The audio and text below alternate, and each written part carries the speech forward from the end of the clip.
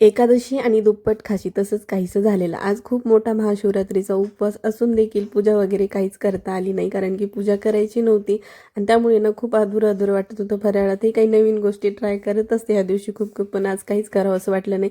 Simple अशी खिचडी आणि दही होतं. मस्त अशी फराळ वगैरे करून ना आज जायचं होतं गावाकडे. दुसरं काही नाही म्हटलं तरी आज जाऊन यावं. रविवारची सुट्टी पण होती, तरीसुद्धा वेळ कमीच होता यांच्याकडे.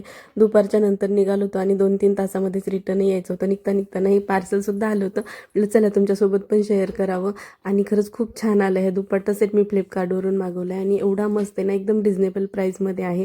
तुम्हाला जर याची लिंक हवी असेल ना तर कमेंट बॉक्समध्ये नक्की कळवा. आणि जशाच तसा आला आहे, जसा दाखवला होता तसा अजिबात काही डिफरन्स नाही. आणि यानंतर मग गावाकडे तर जाऊन आलो. तिथे गेल्यानंतर काही शूट केलं नाही, कारण की येताना थोडेसे मी क्लिप घेतल्या, कारण मी पूर्णपणे तिथे विसरून गेले. थोडाच वेळ होता, गप्पामध्येच वेळ गेला आणि घरी आल्यानंतर मग असं काहीसा फराळ बनवला. तर चला आजच्या व्हिडिओ एंड करते. भेटत नेक्स्ट व्हिडिओमध्ये.